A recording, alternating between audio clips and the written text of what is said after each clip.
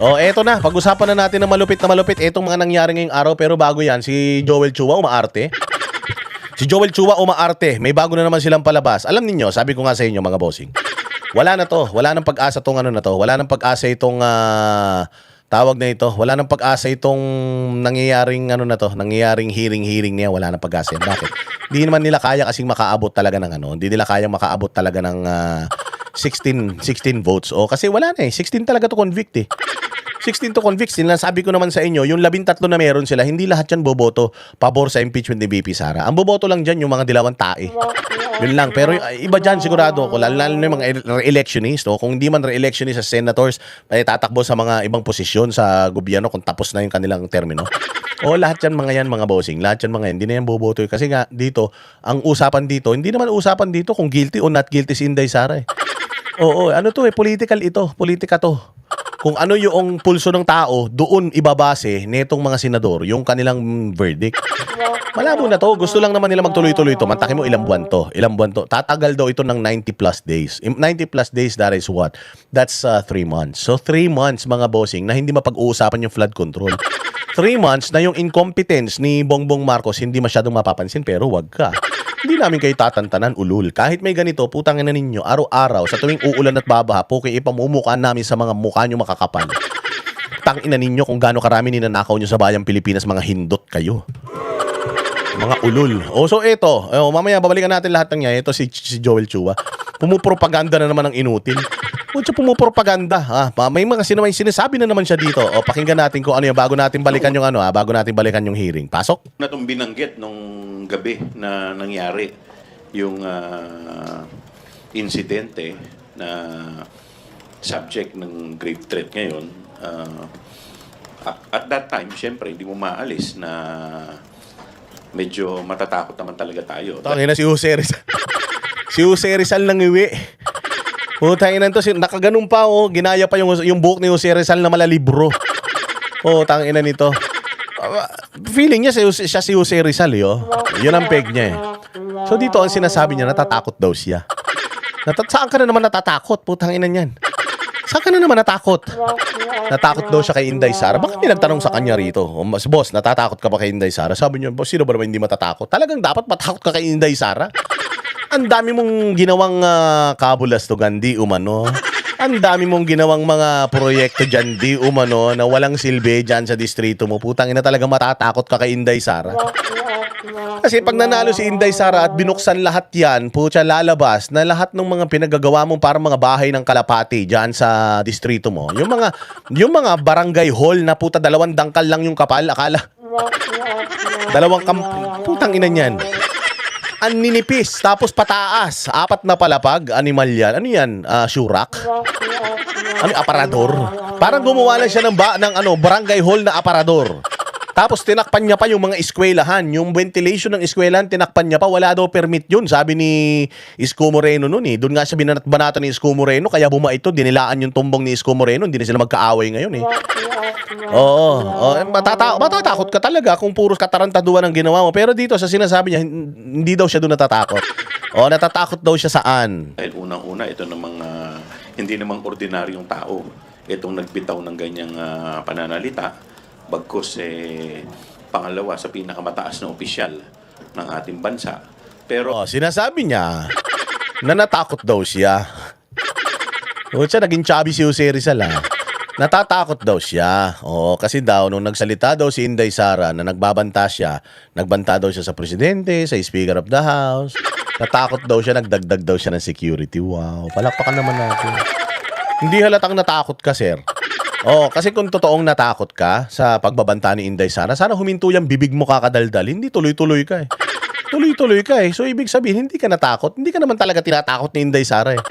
Ang kinakatakot mo lang naman kasi, yung maupo si Inday Sara at lahat ng mga katarantaduhan mo sa distrito mo ay mailanta dahil tinrabaho nyo si Inday Sara eh.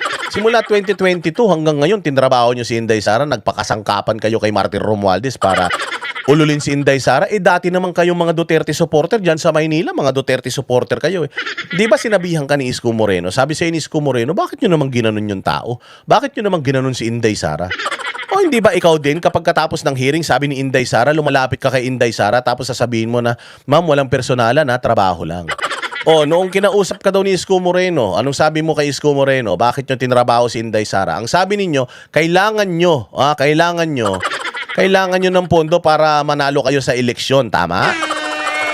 O, di ba tinanong kayo ni Isko? Isko, wag mo i-deny yan ha. O, sige, sabihin na lang natin di umano. O, di umano, hindi kumpirmado ito, sabihin na lang natin na gano'n.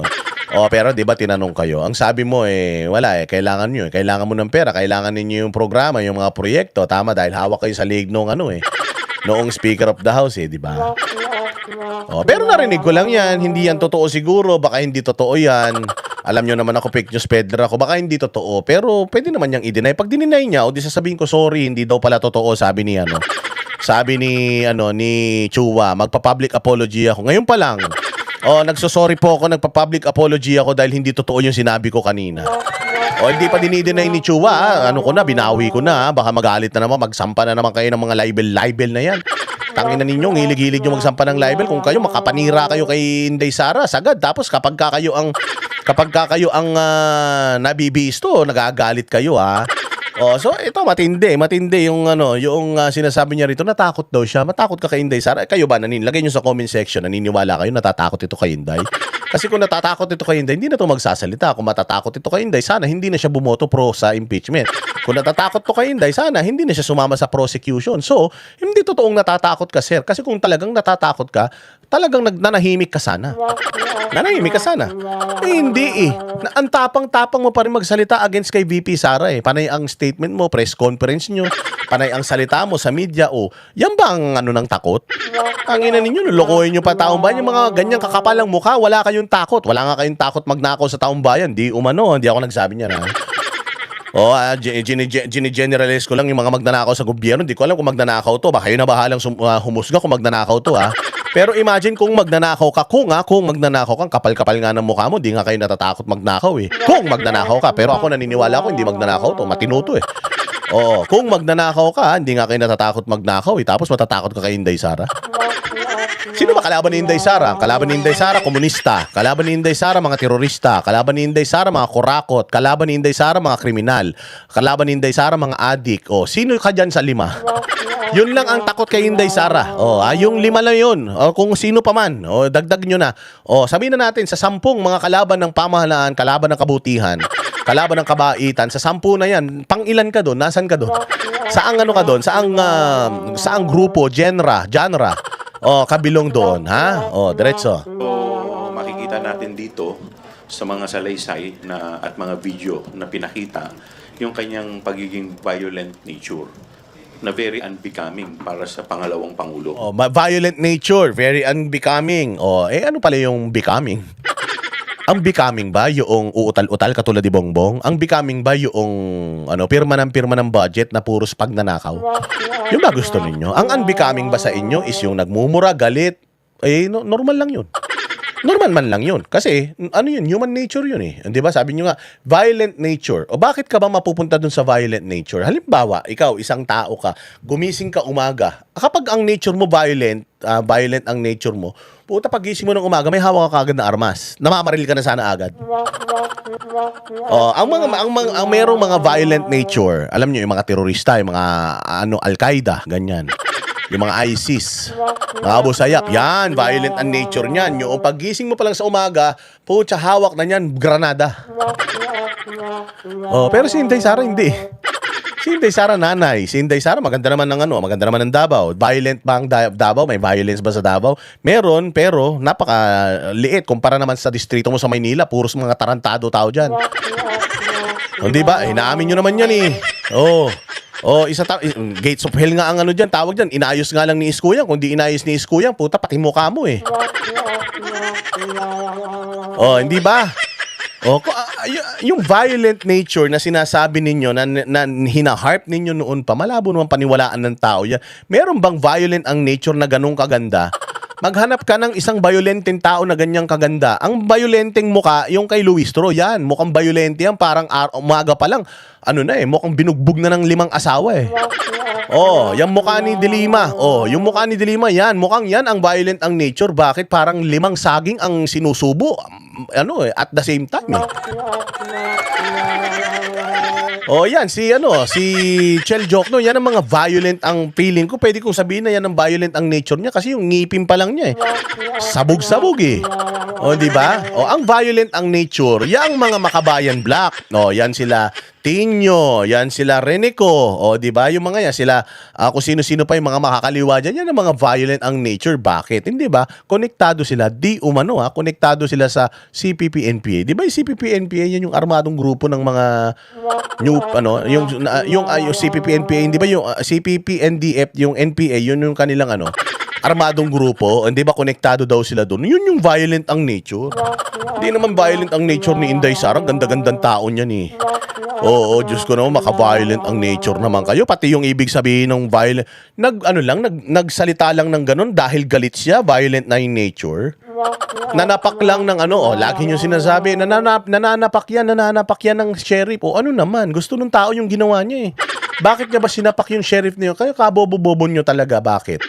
Lagi niyong sinasabi nanapak ng sheriff. Tanga, alam ng mga tao kung ano nangyari doon. Doon nga sila sumikat Doon nga nakilala si Inday Sara. Di naman kilala si Inday Sara. Ang kilala si Rodrigo Roa Duterte.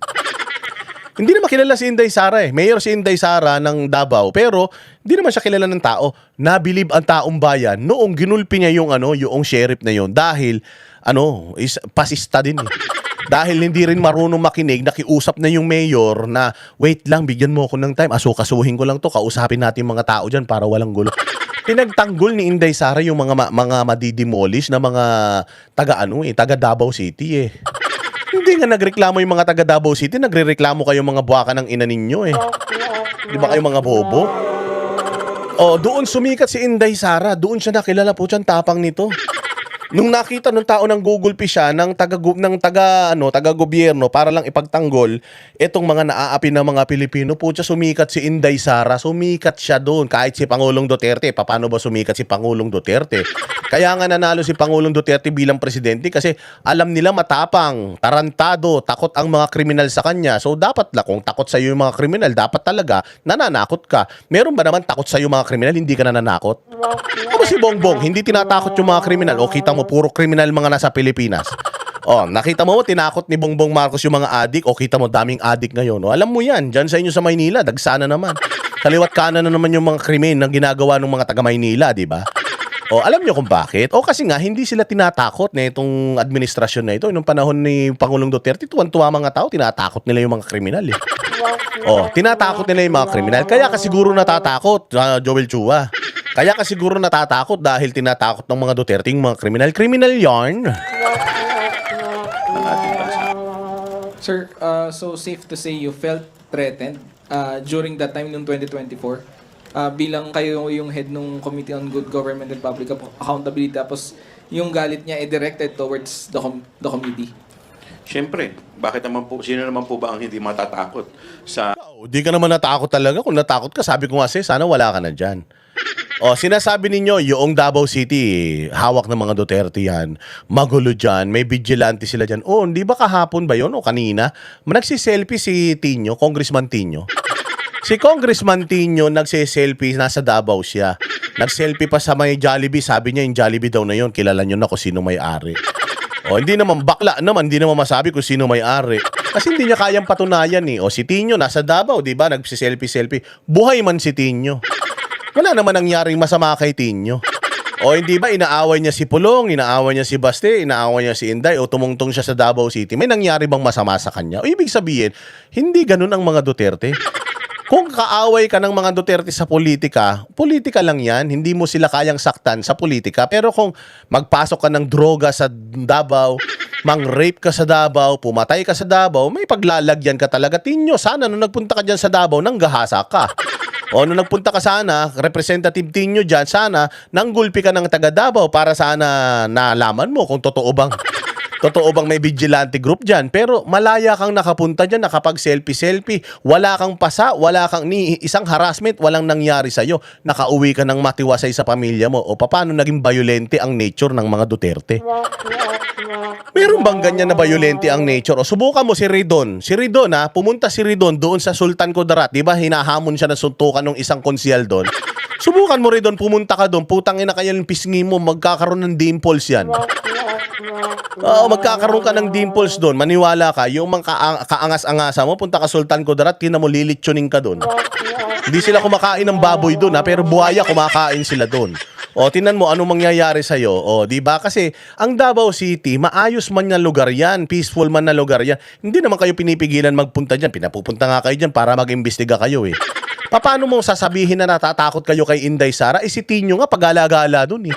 Si Trillanes nga pumupunta ng Davao City, umaattend ng hearing dyan sa Davao City dahil may mga demanda siya dyan eh. Walang nangyayari sa kanyang masama. Tapos sasabihin ninyo, violent ang nature ng mga Duterte. Gago. Mga ulol. Ang ina ninyo, hindi nyo kami kaya. Oo, maaaring kaya nyo magpropaganda na ganyan, pero kayang-kaya namin kayo i-counter. Mga pananalita ng ating Vice Presidente, alam naman natin yung kapasidad nila. Kaya Kapasidad nila. O parang sinasabi niya na yung mga Duterte violente, mga Duterte mamamatay tao. Namatay ba si Tino? Alam mo ba si Raul Manuel? Si Raul Manuel nagsiselfie, nagpipicture pa yan sa Kingdom of Jesus Christ. Oh, pinipicturean pa niya yung Kingdom of Jesus Christ. Si Raul Manuel, may nangyari masama sa kanya dyan? Binastos ba si Raul Manuel dyan? Nagpupunta si Bongbong Marcos dyan. Inaangkin niya yung mga proyekto dyan. May nangyari masama kay Bongbong Marcos dyan? Wala. Di ba? Wala, kahit nga bumili ng bahay dyan, yung mga kalaban ng mga Duterte sa politika eh. Baka dyan naman nirahan niya sa ganda ng Davao eh. Tanginan nyo. Huwag kang gumaganyan, Joel Chua. Hindi bagay sa'yo. Putsang ina, kapal ng mukha mo. Hindi bagay sa'yo. Inaarte mo na ganyan. Ano ka? John Lloyd ka? Artista yan. Ang ina, takot na takot daw siya. Hindi halata. Hindi halata. Siguro nung panahon ni Pangulong Duterte, takot na takot ka. Kasi alam nyo, na pag gumawa kayo ng pagnanakaw nung panahon ni Pangulong Duterte, matutusta kayo. O ngayon, di ba? O takot lang kayo kay Inday Sara na makabalik siya sa posisyon o maging presidente siya dahil alam nyo na putang ina niyan. Lahat ng mga kinulimbat nyo, kulang yan. Pag nagpunta kayo sa ibang bansa, nagtago kayo. Kulang lahat yan. Lalong-lalo na kapag namatay kayo at pumunta kayo ng impyerno, hindi nyo madadala yan. O malamang sa malamang mamatay kayong lahat sa takot at sa sama ng loob pag si Inday Sara na presidente. Mantaki mo ilang taon nyo sinisiraan, hindi nyo nasiraan. Talagang sasama ang loob ninyo. Tapos putsang inang yan. Kaya baka ma-stress kayo, atakihin kayo sa puso, mga mabangungot kayo. O baka yan ang kinakatakot nyo. Pero yung sinabi ni Inday Sara na if something happens to me, I talk to someone to hunt these people. If something happens to me, which is conditional. Natakot ka na dun? Ang ina niyan. Para kang di taga Maynila, tiga-Tondo ka. Takot ba mga tiga-Tondo? Hindi ako naniniwala. Maraming matatapang na tao dyan. kaya nga at that time, sa totoo lang, wala naman akong security. But because of that, naglagay ako ng security. Yes, kaya ka naglagay ng security, alam mo na may ginagawa kayong palpak, inano mo pa si Inday. Ginawa mo pa example si Inday. O kaya ka nagkaroon ng security, Chua, kasi alam mo na may ginagawa kang masama. Alam mo na meron kang inaagrabyado at alam mo hindi ka na gusto ng mga tao dyan sa distrito mo. O kaya kumuha ka ng security. Hindi ka kumuha ng dagdag na security. Noon pa marami ka ng security. Nek-nek mo. Ulul. Marami ka ng security noon pa. Maangas ka na noon pa. Baka maraming galit sa inyo kaya marami kang bodyguard. Oo, ganun lang yun. Magdadagdag ka ng security kapag alam mo marami kang inaagrabyado. Sabi mo pa Inday Sara, ano makapasidad ni Inday Sara? Babae yun. May napatunayan ka naman pinapatay ni Inday Sara? Wala pa naman. Siguro maniniwala ako kung si Pangulong Duterte matatakot ka sa kanya kasi maraming rumors na may mga pinatay na si Pangulong Duterte at aminado siya ron. Sinasabi niya talaga yung marami na akong napatay. Kung sino yung mga napatay ko, secret. Si Inday Sara. Sinabi naman ni Inday Sara yan. Marami na akong napatay. Putsang inang yan. Marami na akong pinatay na mga kriminal sa Davao nung mayor ako. Sinabi niya ba yun? Hindi. Pangulong Duterte may sinabing ganun. Pero si Inday wala. Tapos matatakot ka sa babae lang, matatakot ka. Bakla ka pala eh. Wala ka pala eh. Dapat pala hindi nyo na binoboto to. Putang ina to, takot sa babae. Kalalaking tao eh. Daldal ka ng daldal tapos takot ka pa rin sa babae. So umamin din siya na takot talaga siya kay Inday Sara.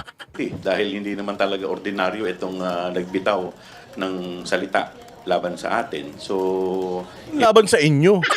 Wala namang sinabi si Inday Sara na ipapapatay ka. Hindi ka naman tinakot ni Inday Sara ever. Putang ina pa, main character ka. Akala mo naman ikaw importante ka, boss.